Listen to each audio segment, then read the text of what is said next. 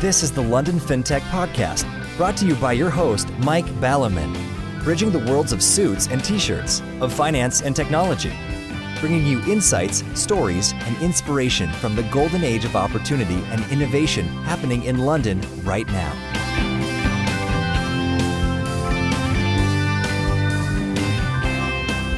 Hi, this is Mike Ballerman, and this is London Fintech Podcast, episode 96, brought to you in association with Blue Motor Finance and Smart Pension.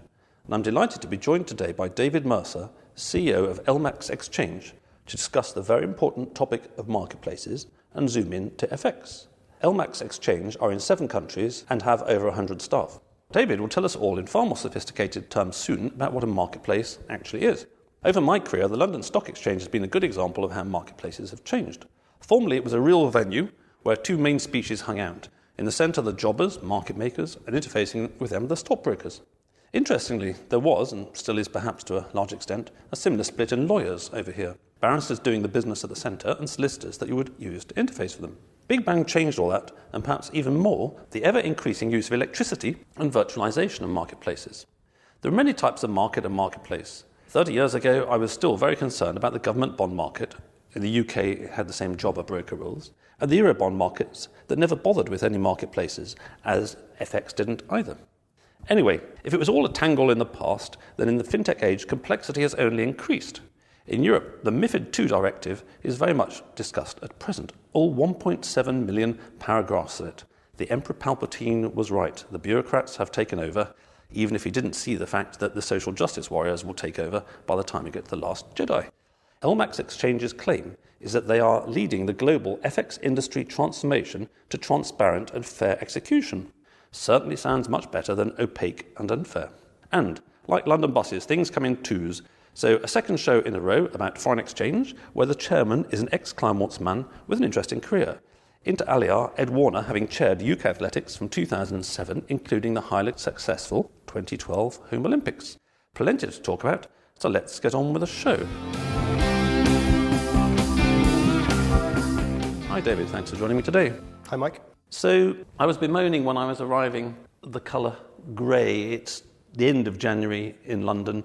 The sky is grey, the ground's grey, the buildings are grey, and we're in a building here which has got lots of exposed architectural concrete, which is also very grey. It's called the Yellow Building. It's called the Yellow Building, yes. That's rather perverse. It occurs to me actually that I was talking at Henley Business School last week, and all these students, undergraduates and MBAs were interested in innovation and all this kind of stuff and what careers they wanted and all that. And I was saying, well, actually, the main advice I'd give them, having seen new graduates for decades, is not to do what all your other fellows are doing, because they're always a lagging indicator. New graduates are always wanting to go into a thing which is about to peak. But innovation is much misunderstood, and it occurred to me this morning that if someone could only invent concrete, which, on contact with the air at the surface, turned into a form of white marble, now that would really be an innovation that would catch off. So there's a free idea today. But you were talking about the colour white. And in last episode's FX thing, I mentioned in passing, I was in Oman, where all the buildings are white. But you say you quite like the colour white and went to quite great lengths to see lots of white. Is this because London's grey? And what white did you see where? Yes, so I went to the North Pole, which was a charity expedition a couple of years ago, and actually set a world record for playing the most northern game of rugby. So we raised $500,000 for charity, and then we had to trek there and enjoy the world's largest desert, and it is quite remarkable. It is just a frozen sea, so actually it gets a bit monotonous over time, and it was a bit chilly, but good fun and good to take ourselves outside of our comfort zone. And presumably when you tackled somebody, it was a bit uncomfortable when they fell on the ice, and also if you caught the ball, you presumably broke a few fingers, did you?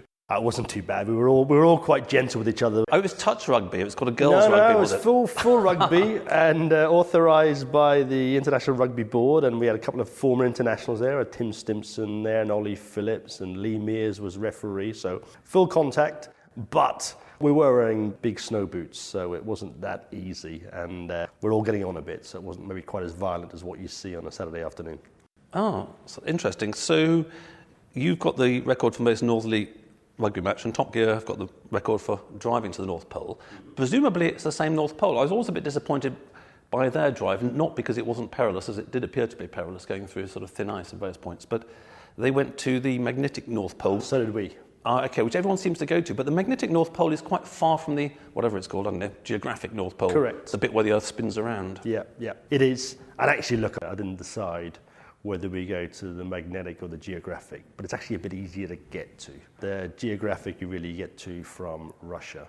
But someone can beat our record by going to playing rugby at the geographic North Pole, but all I'd say is good luck to them.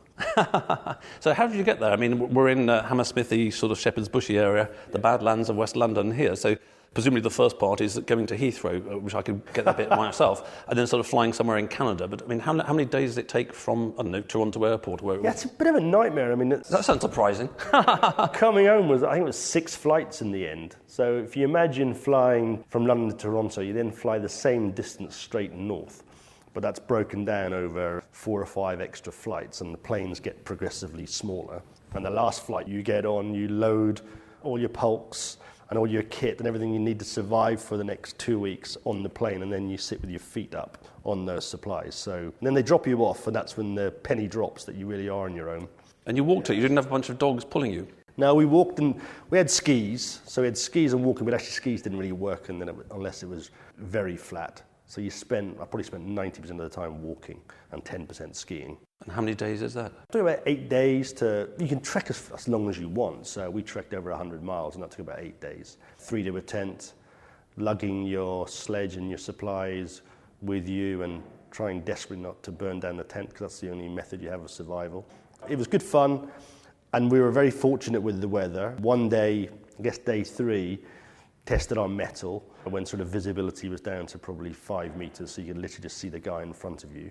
But otherwise, it was bright blue skies, very cold, but as Billy Connolly says, there's no such thing as bad weather, just bad clothes. Okay, right. Well, I don't think we can follow that. So I shall fail to seamlessly shift gear here into your career journey, which obviously at a certain point got claustrophobic because you felt the need for space. So how did you get into this building with grey concrete from being a little boy? You can fast forward most of the little boy bit, I guess. I started work very early in the city. I worked for Ernst & Young for a few years in the banking and regulatory division. I then flipped seamlessly into investment banking. I worked at Credit Suisse for 10 years, initially in the back office as an accountant, moved into the front office, was a CEO of fixed income emerging markets there during the boom and bust times of the 90s. The advent of electronic trading had just begun. And then I left there after maybe 10 years and moved on to the broker side, but primarily the online broking side. And I moved through various online brokerages and sold a couple to bigger entities. Then took a break away from the markets for a couple of years, ran an online investor relations company. I then took a call, would I be interested to look at this business in 2011. The rest is history. We did an MBO, buying over 2/3 of the company in 2012. Took it through heavy loss making when I joined, into break even around 2014. October 2013 is actually the date, and then we've been profitable ever since. So the goal being to create the number one FX marketplace, and so far so good, but we have a long way to go. Yes, I noticed on one of your grey concrete pillars the 2020 goal about being the number one. I noticed in one of the smaller print, the FSA Principles for Business, and I noticed on the third one, please keep this area tidy. Lots of messages around the place. So we'll come back to foreign exchange marketplaces, but taking a big step back, because we haven't looked on the show at marketplaces per se. In my somewhat rambling introduction, I failed in my own mind to consolidate any kind of theory of marketplaces, real, virtual, or otherwise. So starting with a 30,000 feet picture, David, how do you see marketplaces? I mean, what are marketplaces? Give us some examples and sort of types of marketplace. I think the exciting thing for everyone at the moment is the world is a marketplace. And ultimately now that's what technology has done. It's an online manifestation of things that have gone on in town centres for centuries. And I guess I'd look at us as an exchange or a marketplace operator. And we have one simple job, which is to connect buyers and sellers. That's becoming easier in all walks of life. So, you can look at, probably the best example would be eBay or Amazon or even Airbnb. So any product, any service can now be exchanged in a marketplace. And the beauty of it is market access. That's the key. And market access means in a kind of non-technical fashion. I can look at Amazon on my phone anywhere you want. I think that's it. I think that, wherever you sit in the world now, if you have connectivity, you can access every product and every service in the world. And it's not expensive for a market operator to do that and to reach all four corners of the world. In only 7 years of operation, we would have customers in over 100 countries. Now, if you go back 10 years or 20 years to when you and I were around trading floors, that was near nigh impossible and certainly very expensive in terms of sales effort. So, back to the top again, I think the world is indeed a marketplace. People now expect it. It's becoming easier to discover the right price of things. It's becoming easier to discover the right price of products in financial markets. And in many ways, they propagate themselves through the interest of market participants. Okay, so that's a good start, and I quite like that one. Maybe taking a sort of 90-degree turn away from financial services as such. I mean, Amazon is probably a good example. There are a number of things that it then takes to set up a good marketplace. Let's not get into regulatory sort of complexity at this stage. Let's just use the word good.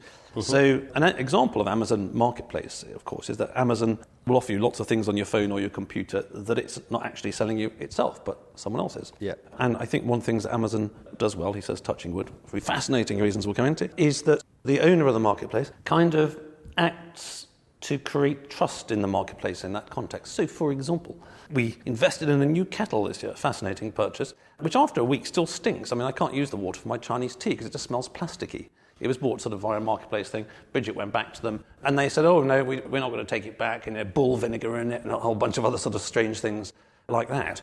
Now, a poor marketplace would just be a place that connects the buyer and the seller and says, well, over to you, you start arguing with them. Yeah. But the good thing about Amazon Marketplace is that you can be quite sure, he says, touching wood again, that actually all we need to do is go to Amazon and say, look, this is ridiculous. I'm not going to start boiling my kettle in vinegar. I just bought the bloody thing, it should work. And that actually Amazon will then stand up in it and actually look after the quality. And this is a point that was lost on many fintechs in the start. John Reagan, one of the angel investors in Platform Black, the number 2 player at the time in invoice discounting in the UK, spoke about the early days of Platform Black, where the idea was an arm's length marketplace. They literally just had a market square and buyers and sellers met and it was caveat emptor. If you bought some cheese and it was off, or fish it was off, it was your problem, you should have checked it out. And that theory worked until it didn't, when they had some property loan invoicing mumble, and they realised that actually arm's length marketplaces, where you say buyer beware, it doesn't work in a marketplace per se, let alone in the regulatory context. So how do you see just this quality control issue? I mean, picking up Amazon as an example, in financial services as a whole before we get to FX. No, you hit the nail on the head. The key to any efficient marketplace is trust. And one key thing, what is the likelihood of fulfillment on your order or on your trade? Whether that be buying a kettle or whether that be buying a euro or a dollar. So you mentioned Amazon. I'd look at eBay, where they have this concept of trusted sellers. In an ideal scenario, we'd all have this self-regulatory organizations where we trust each other. In many ways, that's what eBay has done. I'd like to think that's how capital marketplace will develop. But right now, the onus falls on operators such as ourselves. So we're regulated. There's various ways to be regulated as a marketplace, as an exchange in capital markets. Those operators must set some rules of engagement, must level the playing field, and then must police it. Sometimes, if you go back to that idea of the likelihood of fulfillment, sometimes those marketplaces can disintermediate the credit. But if there's a failure in credit, then all of a sudden you lose trust. So you have to have some rules around the marketplace. Obviously in capital markets, as you said in your intro, we're drowning in regulation. It'd be good to have less of it. But it's all going towards the same goal, which is transparency and fairness for the consumer. I think the key is trust. It takes a while to build up the trust, and it takes a while for the service to become consistent, uniform, and trustworthy. I'm not sure if it's taken us all of this 7 years, but certainly part of our growth is just becoming more trusted, being known to be trustworthy, and being known with the likelihood of fulfillment is high.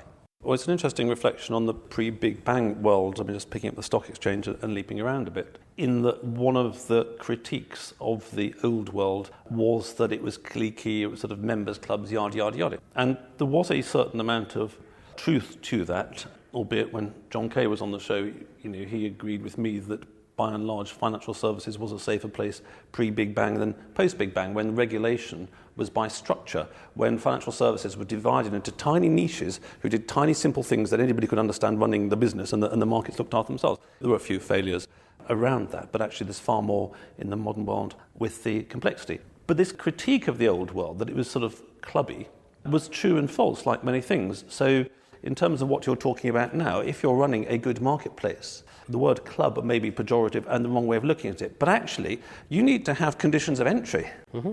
You know, it's a bit like having a restaurant. You can't turn up in this restaurant naked. You can't turn up in my smart restaurant in ripped jeans and a T-shirt or a bikini or something like that. It's actually part of any marketplace, I mean, forgetting regulation entirely, it's part of any marketplace that there must be some protocol and some rules in order to generate the level of trust. I mean, the democratization is fantastic and all that, but if you connect all 7 billion people to all 7 billion people on the internet with no rules whatsoever, there's going to be quite a bit of failures in that. There can be, but if you look at it, you mentioned 1.7 million paragraphs of MiFID II. Well, our rule book is less than 40 pages, and that rule book is governed by MiFID II. We're regulated as a multilateral trading facility, so it just shows that you can operate a regulated marketplace within those guidelines quite simplistically. I'm just wondering if the listeners can hear the banging in the background, whether that's the bloke who's trying to conform your rule book with MiFID II banging his head against the wall, or hopefully it's not actually, but if you can hear it, it might be. That's probably my software engineers navigating the joys of MiFID II and trade reporting over the last 6 months, which meant we couldn't develop anything else on our exchanges. No, look, most exchanges, most marketplaces have membership definitions. That is key, but it becomes decentralized as you go. So initially you have members on a marketplace who will then be able to open up to other regulated bodies, and so the pyramid continues, so that I might say I only have 5,000 customers, but I believe I have up to 500,000 end customers today. And obviously there's a lot more besides that.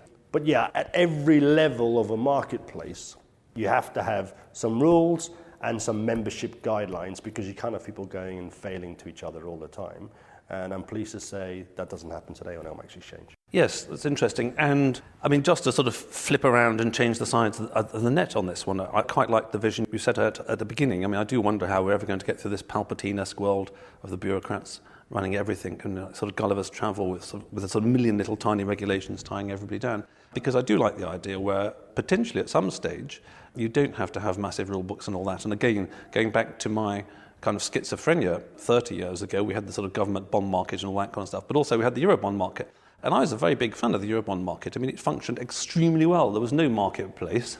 There were no rules or anything like that. And basically, if on one side you've got money to invest, you'd give it to somebody like Kleinwort Benson, in whom there was a lot of brand trust and people who you could trust. They then would actually make sure they only dealt with good players like Credit Suisse or Morgan Stanley or Goldman's or whoever. So that was actually an example of, it's a bit like you've got a town and the town doesn't bother having any traffic lights or roundabouts or all that, but people don't crash into each other because people try and avoid that. So this may actually be a vision for the future or a complete tangent to our regulated world, but just in passing, so I think we need to mention it.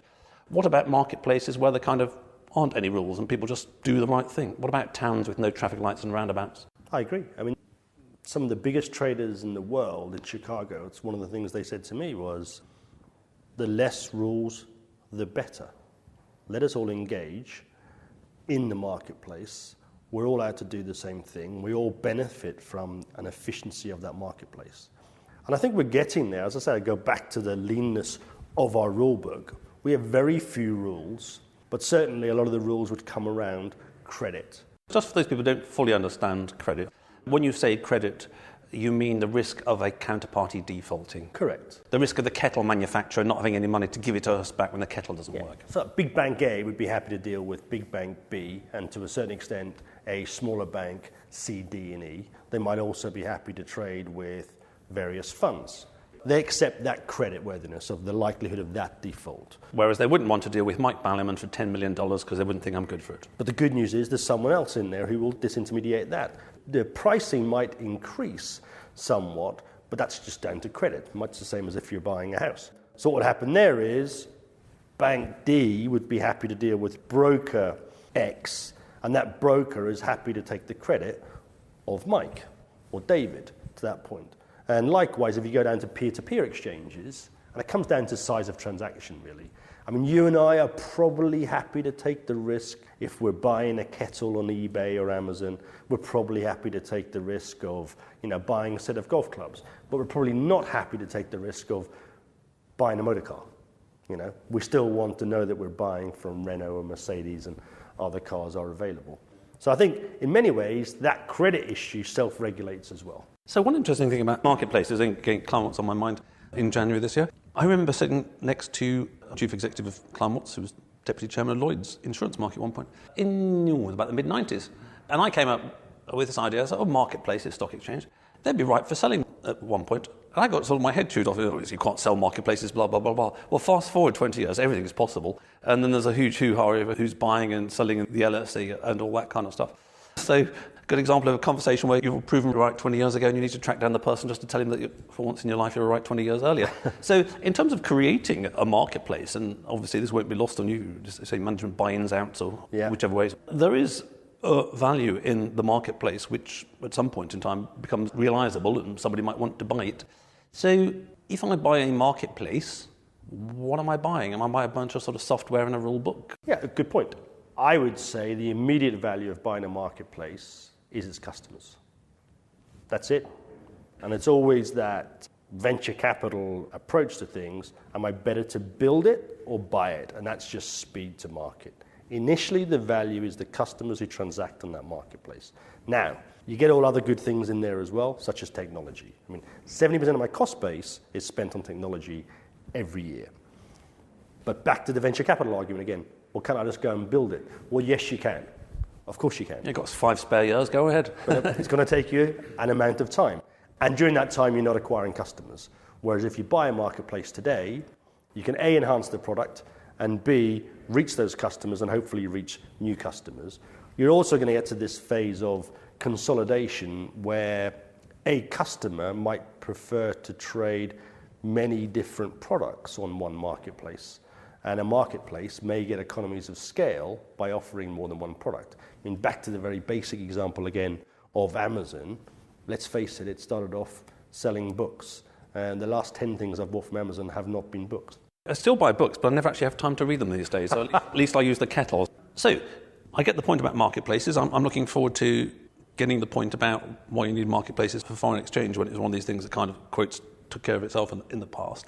But just sticking with the marketplaces at the moment, and there have been a whole variety of models. I'm thinking of Marrakesh now, which was pretty much at the absolute end of the Silk Route. There's a market that's been around for a sort of 1,000 years and all that.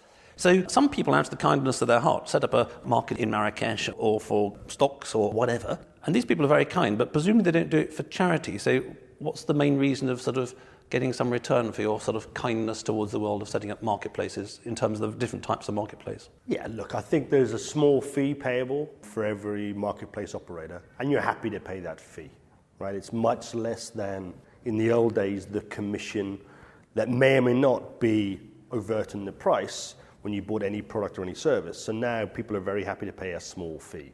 Put it in perspective for us, my average revenue per $1 million would be $10. That's $10.00 per $1 million. Most people would be happy to pay that to transact $1 million. Okay, so this then comes on to the sort of fintech age and the world of digitization, which is back in the day when the stock exchange had a large, I think it was grey, a large grey building in the centre of the city, which we moved out of quite some time ago. He had to pay rent in a prestigious place. You had to run a whole bunch of stuff. These days, Amazons, eBays, LMAX Exchanges use computers and sort of virtual marketplaces. So the whole promise of the fintech age, digitization, which has been seen in some segments but not in others. It sounds like your segment is one of the ones that's ahead. And I always quote the example of online investment management as being one of the ones that's massively behind. They can still try and charge you 0.75%, which is old school fees, not the slightest bit digital whatsoever. So I can't work out, because there's too many zeros, what 10 divided by 1 million is as basis points, but it ain't a lot. So how do you, as a chief executive of an exchange, deal with this digital age where, quotes, unquotes, although I have never seen this happen yet, the cost of doing any piece of business is trending towards zero? That's difficult. So it's back to your earlier question, actually, in terms of consolidation of purchase of marketplaces. It becomes very volume-based. Perhaps we're fortunate maybe prescient in that we set up an exchange for this fintech age. Now, the downside of that was it's very expensive to set up a marketplace. So I was able to process a similar amount of orders, which is the hundreds of millions of orders a day, when we established in 2011, as I can today. But guess what? I had very few customers then, and I did very few trades. So my marginal cost of one trade back in 2011 was many millions of dollars. My marginal cost today is next to zero.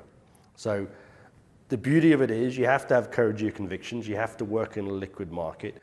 You have to be aware that you can access the wider market to create that volume, and then you could operate the whole of the FX market, if you like, with barely over 100 people. I mean, the reality is today we could print every ticket in the FX market at no added cost. So there's the trick. You have to get to scale. The old days, scale looked like many high-rise buildings in Manhattan and London and Tokyo and Singapore and Hong Kong. Now you don't need that, so the marginal cost trends closer to zero, unfortunately, as does the revenue. Yes, I think the thing which is wrong about the idea that some often expressed about the digital age will lead all fees to go to zero is that's bollocks, big wrong and bollocks. It's sort of circular. But the point being that whether you're doing a podcast or whether you're creating a marketplace, as you say, if a VC was starting doing that from zero, there's actually a pretty significant cost pro rata to doing that. It's been a very big cost for me, a very big cost for you guys in a different context, and certainly fairly soon, no doubt, podcasts will be regulated and all this kind of stuff, and I'll have rule books I have to follow. Fortunately, I don't at the moment. But anybody who wanted to set up a new exchange would have to incur the hugely significant time of IT creation, the hugely significant time around regulation, and the hugely significant time about managing the whole process. Mm-hmm. Amazon needs to employ people to sit there and kick the kettle manufacturer and deal with complaints and all this kind of stuff. So I think that it's a canard to say that fees will go to zero. They can't go to zero for anything other than trivial use cases, and financial services marketplaces are not trivial use cases. I agree, and I think, as a world and as a marketplace, we need to bear in mind that people need to be paid to provide a service. I'm very skeptical about any new product, any new marketplace that opens that says zero fees. It cannot be zero. And all that happens then is you go all the way back to where we don't want to be, which is where you have complete opacity of pricing. Because, it's all in the price of the product. Well, no, let's split it out in the first place and say, this is the price of the product. You can compete on that price, and then there should be a small service fee for whoever's in the middle. And I think most people are prepared to do that. But, I confess I come up against competitors all the time who are talking to my customers and saying they'll do it free of charge. Yeah. I try and explain to the customer that is simply impossible. Pay nothing, get nothing. Correct. Okay, so wrapping up this section on marketplaces, we'll talk a little bit more about LMAX Exchange and the dessert course. For exchange marketplaces then, as I say, I never actually came up with any coherent theory in my introduction or in my thinking about whether marketplaces are physical and going to virtual, or virtual going to physical, or didn't exist and are going to virtual. And there seemed to be sort of everything going in every direction, rather like a town with no roundabouts and no traffic lights and no protocols on which side of the street you drive. So going back a million years, there were some FX dealers in Clermont Business and Investment Management who actually, interestingly, made more than the foreign exchange dealers in the bank. That's another story entirely. And in those days, they used to just pick up the phone or shout down some speaker and do their FX thing. They didn't do this sort of marketplace exchange thing. And if I took myself back in it, or took you back with me for 30 years, they'd think you're a bit sort of nuts. So why aren't you nuts 30 years later? Some of that still goes on, and certainly on bigger trades or less liquid products. So you want to buy some Egyptian pound, there'll still be a lot of phone dealing going on. Larger shape derivative trades will still be phone broke. Exchanges work well for liquid products. So anything sterling related or dollar related, yen related will generally be better on exchanges. So how many currencies do you do on your market? We offer about 80 today. 80? 80 currency pairs. Wow. Oh, currency pairs, I see. Okay. So that's a matrix of, say, 8 by 10 or whatever, or 9 by 9. Could be many more. You can trade up to 400. And what kind of size can you hit the market? You hit the market anything from $10,000 to $50 million. So we have that liquidity available, 24 hours a day, 5.5 days a week. And typically if you came along any millisecond, you could buy or sell 50 million euros versus dollars, and that would be replenished very quickly within a millisecond. So it works best for liquid products. And what's happened is, why aren't we just shouting down the phone anymore, is that there's now a greater ease of price discovery. Now that is just technology. The way you discovered a price previously was you hollered down 3 different squawk boxes or 3 different telephones to ask for 3 different quotes. Now the person on the other end of the phone wasn't doing anything wrong, but they were doing the same 2 or 3 phone calls. And they probably, I would hope, gave you the best price available to them at the time. It didn't mean it was the best price available in the market. And that's the advent of technology, because you have hundreds and thousands of people quoting euro-dollar at any one time all over the globe. And the best place for you to see if you're getting the best price and to adhere to, of course, all the regulation around best execution is to go to an online marketplace or an online exchange. So that's probably why it's happened. Products on the periphery, longer dated swap products, you'd still do them on the telephone because quite simply, there's not that range of price discovery available online today. Yes, or presumably that's the same as saying vice versa, that if you traded every currency against every currency in every period on your marketplace, if I did something obscure, I'd stick my order in there and it'd sit around quite a while until actually something happened to it. So it's, again, there's a sort of matrix of liquidity. And I like the point, it makes more sense to me now about this transparent and fair education. Transparent and fair education, that'd be good as well, but that's another show entirely. The transparent and fair execution will do for today. And I can see how that would benefit in the past, and it would enable me to sack a few foreign exchange dealers if I, as a fund manager, could actually just see sort of what the rate was and press a button and say, thank you, that's done, even if I got invited to less beers on a Friday night as a result. So before we wrap up the show, I'd like to thank all the listeners out there. I've got some very exciting ideas for some of you listeners, not many of you, but I shall mention them in a millisecond. And my brand partners for the podcast, Blue Motor Finance, who combine extensive experience with a fresh and innovative approach. Blue's award-winning technology has supported over £500,000 of lending to over 50,000 customers. Smart Pension, who are fast, secure and free. Check out their UK workplace pensions at autoenrolment.co.uk. And for a few of you very lucky listeners, if anybody's getting a little bit bored in their career this year, you might want to check out both Smart Pension and Blue Motor Finance, who are recruiting right now. With the podcast, my aim with the guests is to showcase the very best guests in London who are really doing interesting things in fintech, and it's the same with the brand partners. I want to empower and support the best, and both Smart Pension and Blue Motor Finance won many awards last year for being fantastic. And if you're getting bored, go and check them out for a new career. I'll put links in the show notes, but Smart Pension is autoenrolment.co.uk/careers, and Blue Motor Finance is bluemotorfinancecareers.com/search, and ask for your free bacon sandwich or different type of sandwich if you're not allowed to eat bacon sandwiches. So, David, we've covered quite a lot about marketplaces. You did do a sharp intake of breath over the phone when I suggested that you talk about marketplaces because it's such a vast topic, but I think we've touched on quite a few of the angles, and I think it informs quite a lot in fintech as a whole. I mean, we mentioned peer-to-peer in passing. I mean, that's a marketplace, and invoice financing, and all businesses, of course, in a way connect buyers and sellers and intermediate themselves in the middle, and maybe more marketplacing can take place in fintech as a whole. So coming on to LMAX Exchange, we've kind of discussed you very tangentially in passing, and you've mentioned some of the things you do, but very briefly, who are your buyers and sellers? Of the thousands of listeners out there, what kind of folks or corporates should be checking you out tomorrow or today as they listen, and where are you guys going and what do you need more of? Thank you. Well, first of all, I'd like to think any customer out there, big or small, from private investor all the way up to hedge fund and bank, should give us a call and engage with us and see whether we can't help them out with their foreign exchange needs. But look, I see us overall, LMAX Exchange, as a truly modern marketplace operator. I mean, already today, albeit with only 100-odd staff, we operate 5 marketplaces, 3 in London, 1 in Tokyo, 1 in New York. We write all the software ourselves. We deliver it every 2 weeks onto those 5 exchanges. You have customers in over 100 countries. You can access the markets 24 hours a day, 5.5 days a week. What kind of volumes do you do per annum? Per annum, we're now up to about 3 trillion per annum. Gosh, that's quite a lot, actually. On a daily basis, you're talking about 15 billion per day, and we process 400 million orders a day. But the good news there is our average trade size would be $70,000, $80,000, and the modal trade size would be a lot smaller than that, but all the way up to trades 10, 20 million. We focus a lot on the technology. We try and create a fair marketplace.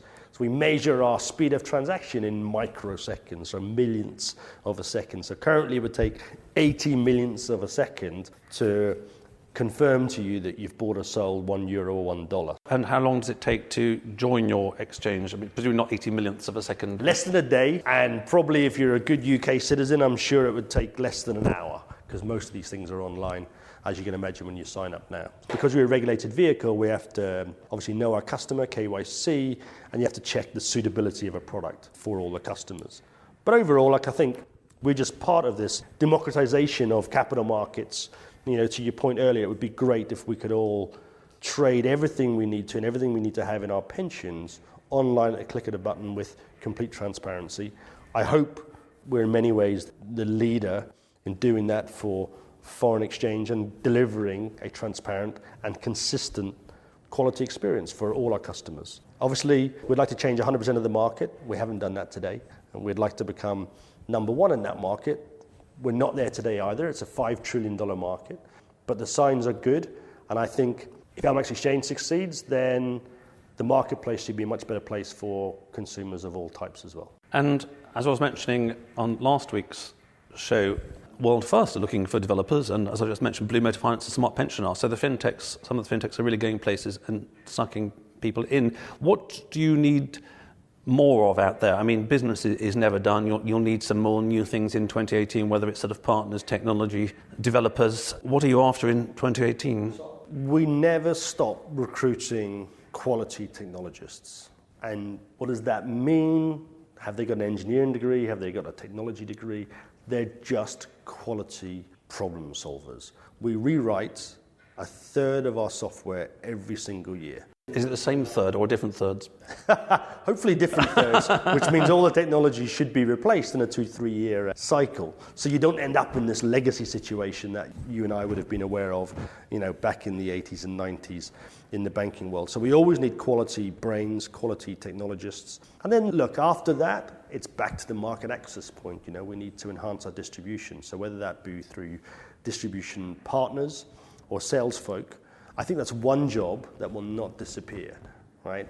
You still need some personal interaction for all these products, albeit the conversations are now shorter and you don't need your hand held by a relationship manager every step of the way throughout your relationship. But certainly at the outset, it helps to have quality individuals who understand the product and can explain it in a term that you understand. Excellent. Well, thank you very much for that, David. It's been a fantastic run through this whole topic from the super big picture of marketplaces, a little bit of history, the various sort of types of marketplace, where it's all going, and what you're doing in foreign exchange. And I was thinking about episode 100 coming up and sort of slightly casting my mind back over the years. I think one of the things that sort of rather pleased me, and again, my brand partners are examples, and as are you, which is the discovery over time of firms that basically I hadn't really heard of whatsoever, who are incredibly professional and doing something really well. And this is where a lot of my time goes, which is sort of hunting these ones down, because unsurprisingly, what you sort of read in the tech press about the 21-year-olds and 22-year-olds writing it, sort of recycling press releases, tends to be a very sort of narrow segment of people who are not necessarily as hardcore as some of the best out there. So I think it's very impressive. I like your mission about 2020. I should come back in 2020, where hopefully you'll have played rugby in the Antarctica and the southernmost. It's an option. It's an option, yes, exactly, if you do extremely well and need some sort of fresh air. So I wish you every success in the future, and I hope everything works out fine. Thanks very much, Mike. Thanks for listening. If you have consulting, advisory/non-exec, or media needs in the FS or fintech space, get in touch with me at mike@londonfintechpodcast.com.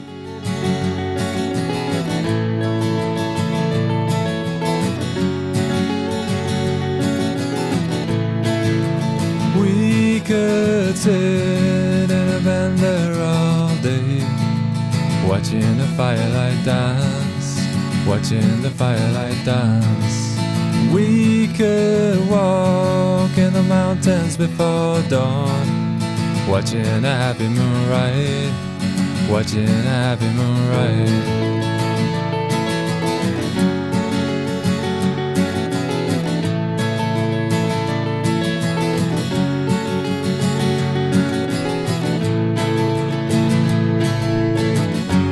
come away from the city, with the tarmac so dead and the people so sad.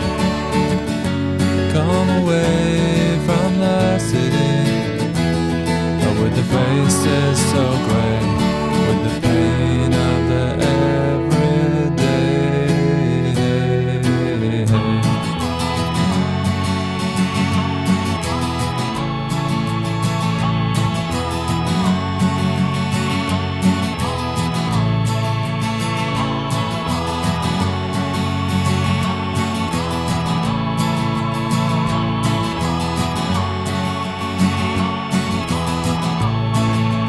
We are wild like the mountains and the trees. Can you see what I mean? Can you see what I mean? We fade in between the earth and the sky. Kiss the city goodbye, wave the city goodbye, wave the city goodbye. The city goodbye. Watch the firelight dance with me. Watch the firelight dance with me. Watch the firelight dance with me. Watch the firelight dance with me. Watch the firelight dance with me. Watch the firelight dance with me. Watch the firelight dance with me. Watch the firelight